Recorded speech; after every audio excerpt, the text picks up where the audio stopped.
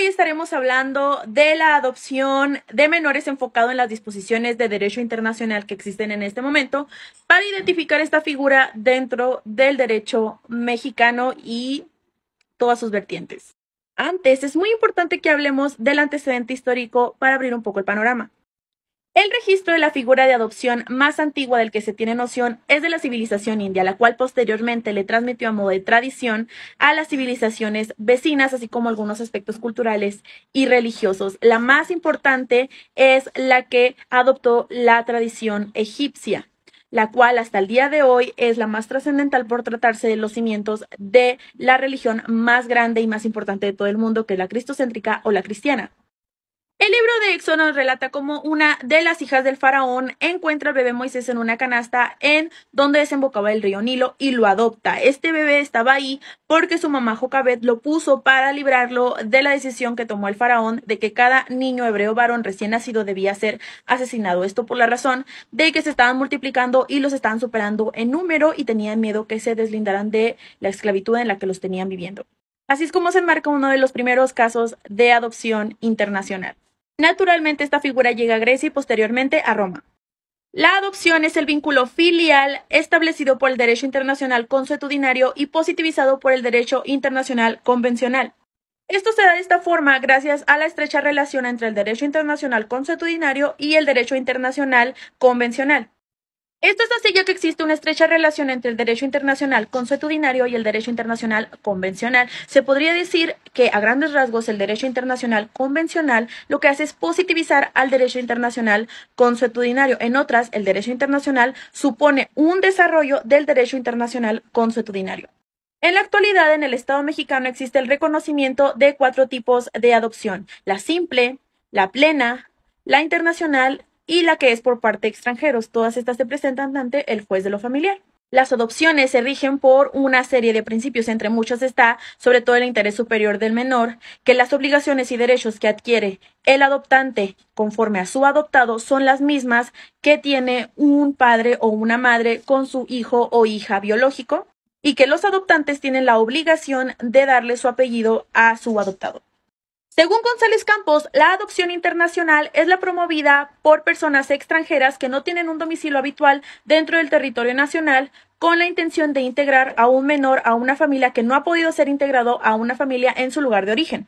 La adopción internacional se rige por los tratados internacionales que han sido ratificados dentro del Estado mexicano, en particular sobre la Convención de Protección a Menores y la cooperación en materia de adopción internacional, instrumento de derecho internacional adoptado por la Haya, Países Bajos, el 23 de mayo de 1993 y posteriormente publicado en el Diario Oficial de la Federación el 24 de octubre de 1994.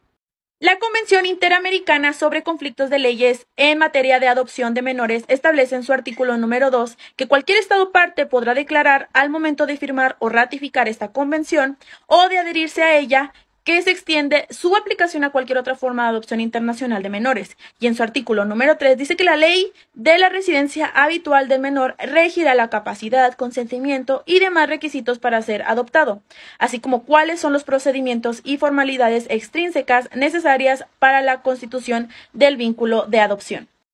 Es la misma convención la que nos da los requisitos sobre los cuales va a versar el proceso de adopción, que son todos estos.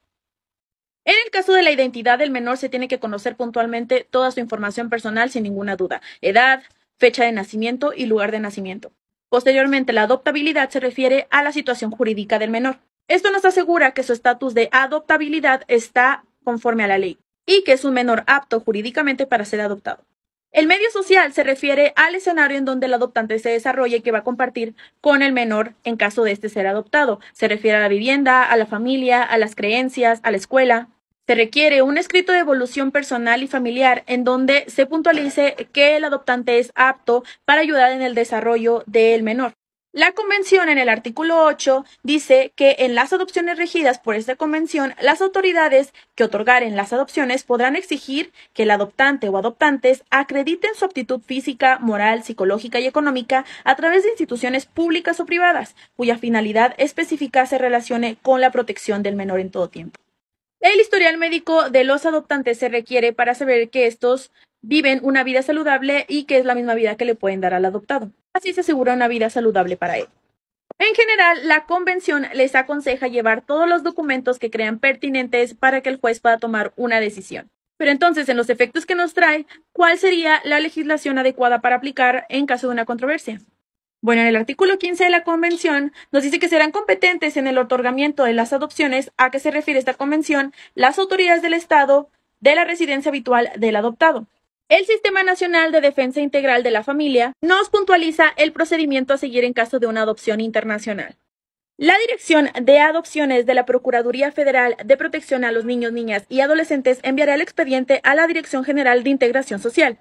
Esto conforme al rango de edad solicitado por los posibles adoptantes. Y los solicitantes tienen que tener en cuenta que tienen que ingresar a territorio nacional durante todo el proceso y vivir en territorio mexicano. Esto para llevar a cabo convivencia y evaluar compatibilidad. Aceptada la asignación por los solicitantes, esta tiene que tener a su vez una doble aceptación por parte de su país de origen a través de la Secretaría de Relaciones Exteriores.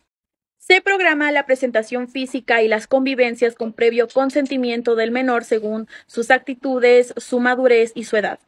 Las convivencias primero se darán en el centro asistencial en donde se alberga el menor que está propenso a ser adoptado. Posterior fuera del mismo con la supervisión adecuada de un trabajador o una trabajadora social. En este periodo se evalúa la compatibilidad que tienen tanto los adoptantes como el adoptado, su desenvolvimiento. En caso de mostrar una buena adaptación, se dará inicio al proceso judicial. En caso de que no exista una buena compatibilidad, se le pondrá a los solicitantes en una lista de espera. El procedimiento judicial se tramita según lo establecido en las legislaciones de cada estado de la República. Durante esta etapa se establecen requisitos adicionales y también adicionales a los primeros que ya se habían solicitado. El primero es la autorización de la autoridad competente en el país de origen de los solicitantes que permita que el menor se integre y que resida permanentemente en el país. El número 2 es el compromiso por parte de los solicitantes de darle seguimiento a su proceso posadoptivo. Primero se dará por 3 años de forma semestral, después una cada año hasta que el menor cumpla los 16 años. Y número 3, la autorización de las autoridades centrales de cada uno de los países que se comprometen a darle seguimiento al proceso de adopción. Una vez obtenida la sentencia favorable por parte del juez de lo familiar, los solicitantes podrán tramitar a través de la Secretaría de Relaciones Exteriores en conformidad con el artículo 23 de la Convención de La Haya el certificado de adopción. El proceso posadopción tiene como principal objetivo garantizar el bienestar y la pronta integración del menor en su nueva familia. Se le da este seguimiento solicitando a los padres un informe. Este informe se presentará los 3 primeros años después de la adopción de forma semestral y después un año anualmente, hasta que el menor cumpla los 16 años de edad. El informe debe incluir el certificado médico, el certificado escolar, las visitas domiciliarias y el certificado de atención psicológica, así como algunas fotografías de cómo es la convivencia. Todo esto tiene que estar en el idioma de nuestro país.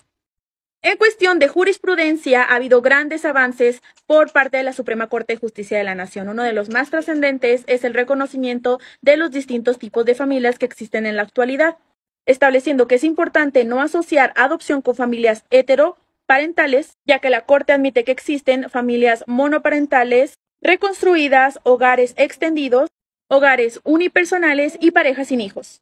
En cuestión de adopción homoparental existe la jurisprudencia del 16 de agosto del 2010. La Corte resolvió que no existe base normativa ni evidencia científica que constate que la adopción entre padres del mismo sexo hacen una afectación a la vida del menor. Y que lo único que se necesita es que los solicitantes sean aptos conforme al proceso de adopción y que se tenga una sentencia favorable y que obviamente se ponga por encima de todo el interés superior del menor. De junio del 2016 a junio del 2021, el DIF nacional aprobó 50 solicitudes de adopción, 15 de ellas internacionales de 305 solicitudes que llegaron. Los niños de 8 años en adelante tienen un 80% menos de probabilidad de ser adoptados. El 67% de los menores que están en este momento a resguardo del DIF sufren de alguna enfermedad psicológica o física. Se ha querido presentar a la adopción como una alternativa al aborto, pero los datos nos arrojan que esto no puede subsanar lo otro, ya que el índice de adopciones es muy baja. Como conclusión, la adopción es una figura eficaz para subsanar y garantizar el bienestar y el interés superior de los menores que no cuentan con un hogar en este momento. Pero es muy importante seguir trabajando en políticas que garanticen que este proceso se lleve de forma adecuada y que al final cada niño tenga un hogar. Así es como se reduce el riesgo de niños en situación de calle o de la trata de personas de menores.